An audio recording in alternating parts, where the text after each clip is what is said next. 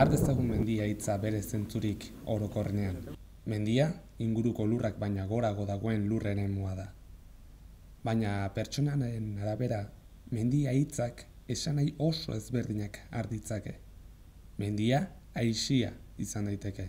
Mendia, lana izan daiteke. Mendia, kirola izan daiteke. Edo perretxikoak, edo eizta, tontorra, bizikleta. Eta zuretzat? Zer da zuretzat mendia? Mendia netzako da toki bat, lasai ibiltzeko, jendeekin gozatzeko. Bertan plazerra, askatasuna, nire jolaslegua, izan daike. Bizitza da edo dena da, baina mendiak ia dena betetzen du, ez? Ni pixkat nire burua kokatzet mendi gizona bezala, ez? Mendira juten naiz perritxiku biltzea, perritxiku bilatzea. Oso txikitatik hasi nintzalako mendia disfrutatzen. Perritxikuk klasifikatu egiten ditugu. Eta gero mendiari etekin ateatzen ere. Zer, basarria genuen, orduan beti basarria mendiarekin lotu eta genuen, uztartuen nola esatea. Eta, hainbat atal dena mendiarekin lotuta, ez? Normalen juten naizenen bakarri mendia korritea, inoiz umeekin pasiatzea, baina bestela bakarrik korritea. Zea dira, bolarak, zen batzutan baitan ez jun pasiatzea, udazkenean, o fondo egitea aralarren, lasai-lasai, dena balio du. Dena balio du. Mendian 8 ordu, askotan gehiago ere bai, egin izan du ditu. Eta gero, hoi bukatzean, gozamenerako ere mendian ibili izan naiz, ez? Mendia beti gustatu izan zait, eta mendian ondo moldatzen dizu, eta erabaki nuen probatzia hau. Mendia bidea da, mendia tontorra da, bidaiatzea zer da, ailegatzea edo bidean egiten dezuna, ez? Nei mendia ematen di, lasaitasuna, lagunekin joteko modu bat ere, juten naiz, lasai jotea, eta ne ustez asko ematen di mendia. Baso mutil bezala, eta gero, ni nire aldetik korri egiteko, gero kirola bezala ere bai, aizkolari bezala ere eukizan duen burua. Mendiakin txertatu izan du naizen beti. Etxerako ere hartzen ditugu, ez? Noizikan behin hartzen dugu, ez asko, baina hartzen ditugu. Bakarri mendia ez nuen ulertuko bakarri, baina noizian behin bakarri jutea, uste dut aberasgarria bezala. Baina mendia laguna da.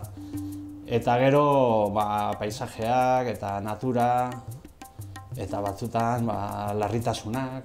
Gehien hartzen dugu klasifikatzeko, zailena bilatu, beti aurkitzen dugu zehozer desberdina ez dugula askotan bilatzen. Gure kirola uste hori dela, ez?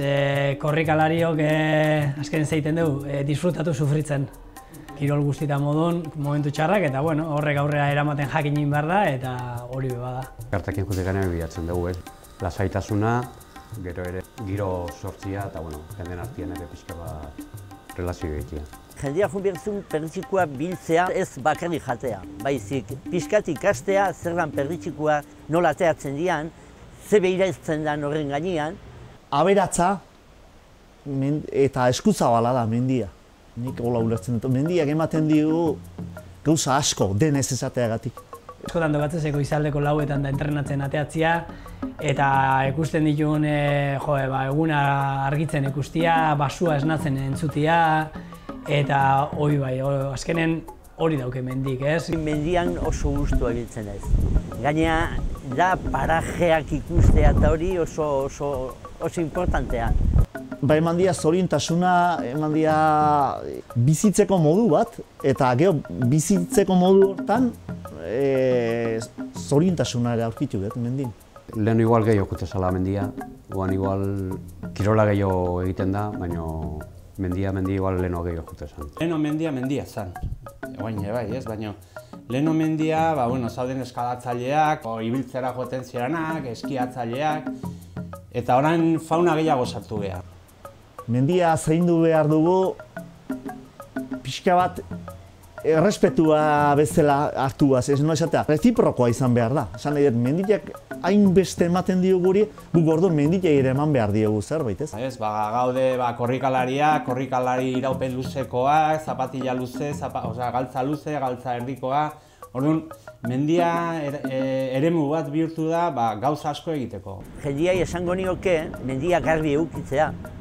Mendian behar bierditunak hartzea, ez sestoka eramatea. Batzutan ere, igual bihurtu da porikiroldegi erraldoi bat. Eta lasai ibiltzea mendin. Han animaliak eta dena daudela eta bulik ez egitea eta gauz horiek. Errespetatzea. Mendiko lasterketen mundua oin esan modan dago, azkenean uztartzeitu modan dauden bi gauza, ez? Kirola eta natura.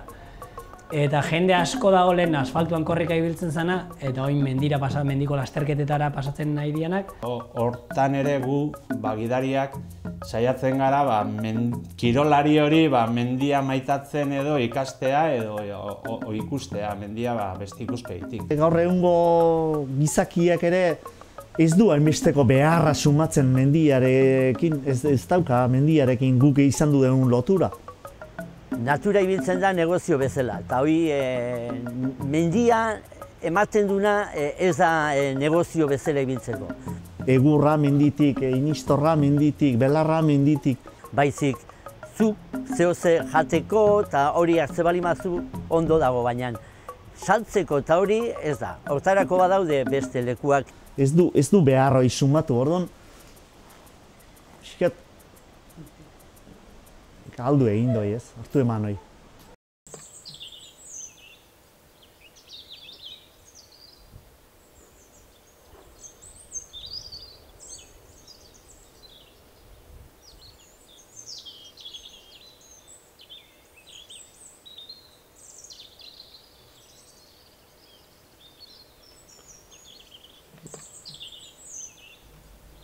Pentsatu alduzu inoiz zergaitik duen belarrak kolore berdea.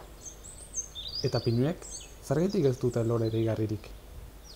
Neguan, pistetako putzuan dauden arrautzak zein igerenak izan ote dira.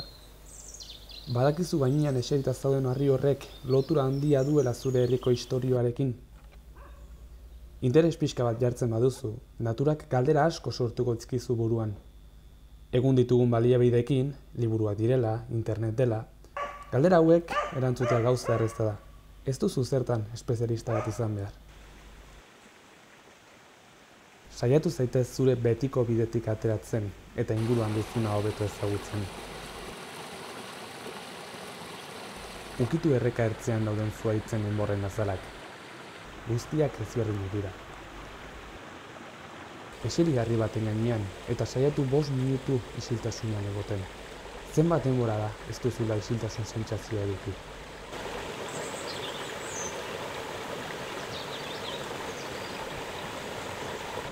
Segituan hasiko zara erreka entzuten, txoriak entzuten. Natura bizirik dago, begiratu zure ingurura. Lurra ostotz hotzita dago, eta guztiak ezberdinak dira. Bat hartuko dut etxeko liburuan begiratzeko. Eta hostoen artean, tamaina txikiko animaliak mugitzen dira. Eta zuhaitzetan dauden goroldioak, guztiak ezberdinak dira eta zein arraroa. Egunero pasatzen naiz hemendik eta ez nuen txoko hau ezagutu ere egiten. Probatu ezazu. Zure inguruan dagoen naturarekiko interes minimo bat azaltzen baduzu, mundu berri bat irekiko zaitzu begien aurrean. Konturatu gabe, mendira joateko eta gozatzeko modu berri bat ezagutuko duzu.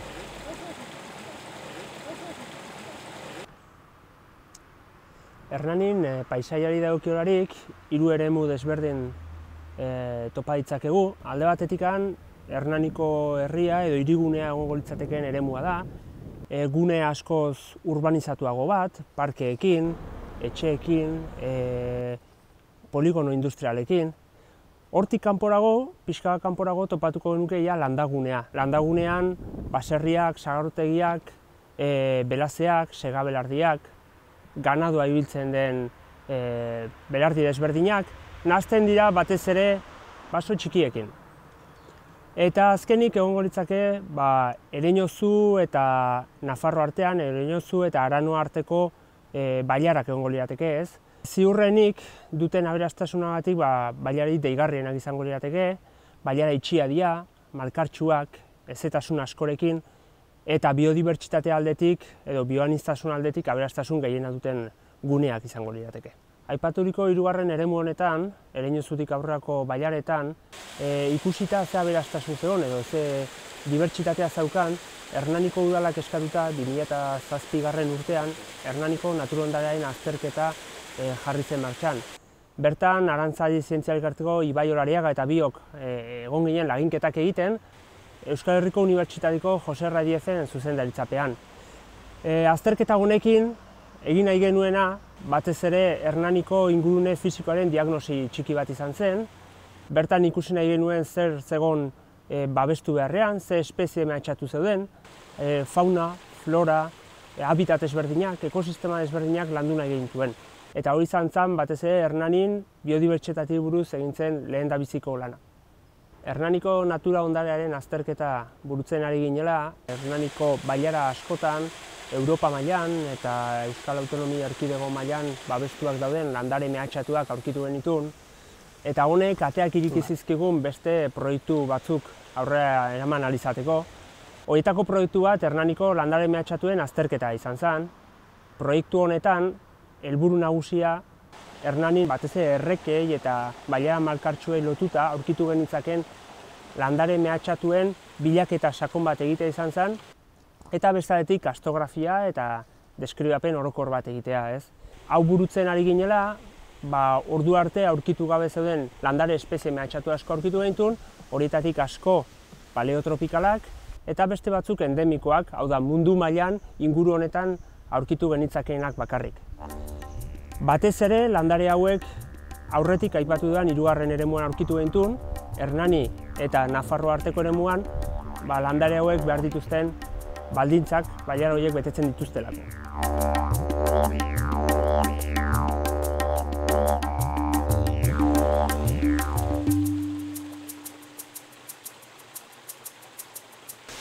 Atzekaldeako Urjauzian ikusten dugun pareta honetan, Soldanera bilosa landarea daukagu. Soldanera landare endemiko bat da, Pirineo mendebaldetikan, Bizkaia, Kantabria ingururaino zabaltzen dana, eta bere nukleorik gogorrenak edo fuerteenak, esango nuke, Aiako Harria eta Hernani inguru hauetan ditu. Hernanin bertan leku askotan aurkitu dugu, batez ere Ereñozu eta Arano arteko bailara malkartsu eta itzaltxoetan. Landare honek duen hostoa nahiko borobildua da, eta berezitasun bat esan duena da, ez? Urjauzietan, batez ere sustrato azidoko urjauzietan, pareta itzaltxoetan eta ezeetan aurkitu dezakegula. Loraketa garaiari daukiolarik, maiatzera arte ez da loratzen, eta garai horretan more edo arroxa koloreko lore bat aterako du. Irudian daukazuena, Hymenophyllum tumbrigense iratze paleotropikala da, klima subtropikaleko iratze da, honek esan nahi du hezetasun tasa oso handiak behar ditula eta temperatura oso konstanteak. Hernaniko bailarek ezaugarri guzti horiek ahalbidetzen dizkiote, eta hau dela eta Hernaniko bailara askotan Hymenophyllum tumbrigense izeneko iratze hau aurkitu dugu.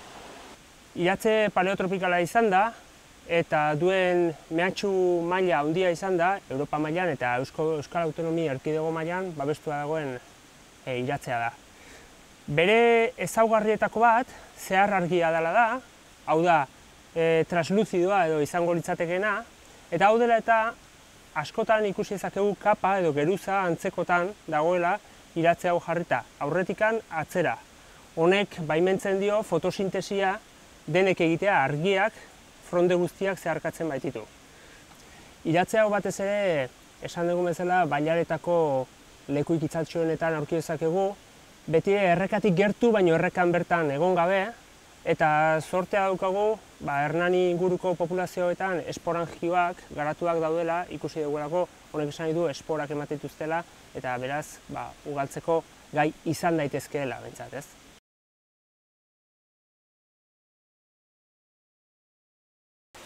nire aldamenean ikusten dezuen zuhaitz hau, Prunus lusitanica da, edo Portugalgo erramua, euskeraz izango litzatekena. Hau ere, Hymenophyllum tumbrigense eta aipatu ditugun beste iratzeak bezala, klima subtropikalekoa da, eta Hernaniko bailaretan aurkitzen ditu behar dituen hezetasun tasa handiak eta temperatura konstanteak. Zuhaitz honekin badukagu historia kurioso bat, izan ere, laginketak egiten ari dira edo muestreoak egiten ari ginela txiripaz aurkitu genuen, gu beste landare batzuen bila genbiltzan, eta horrelako batean ibiltzen gindua zela, zuhaitzarekin berarekin topo egin genuen, aurretik entzeko eskua mugitu genuen, eta orduan konturatu ginen ez zela zuhaitz bat oso arrunta. Lagin txiki bat etxera eman, orduan konturatu ginen ze aurkikuntza berezi egin genuen. Izan ere, landare hau mehatxatua dago, Euskal Autonomi Erkidego mailan 6-7 ale besterik ez dira ezagutzen, horietarik 2 Hernanin, eta horietako batekin gainea dagoeneko lan batzuk ari egiten, izan ere haziak ematen dituela ikusi da.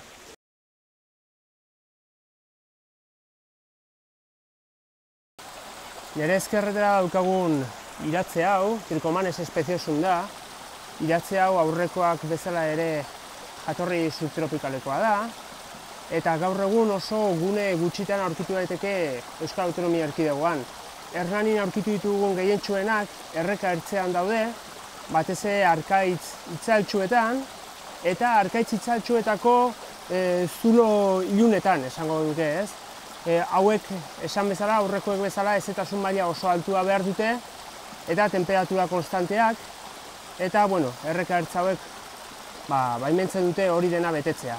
Hernanin leku askotan aurkitu dugun arren, Galizia aldera joan da, gero eta nukleo gutxiago daude, eta penintsulan ere oso urria da. Hau dela eta Europa mailan eta Euskal Autonomi Erkidego mailan mehatxatua dagoen idatze bat da. Landare mehatxatuak aurkitu ditugun erreketan, historian zehar beti ibili da jendeak gora eta behera. Basoko lanean, berritxeku bila, edo eta mendi buelta bat ematen. Landare hauetariko asko ere errepidetik ikusi egiten dira, edo pista bertan daude. Garbitago beraz, gure aurretik, landare hauek jende askok ikusi dituela, baina inork ez duela eurengan arretari jarri. Interes pixka bat jarriz gero, naturak gozamen momentu asko emango dizkizu. Egunerok txoko, animalia edo landare ez ezagun batekin egingo duztu topo, eta beti edukiko duztu ikasteko zerbait. Eta zergaitik ez? Interesa jarri ez gero, gutxien espero duzunean naturak, bizi osoan begi bistan izan dituzun altxor ezkutuak erakutsiko dizkizu, non eta jaio zaren herrian bertan.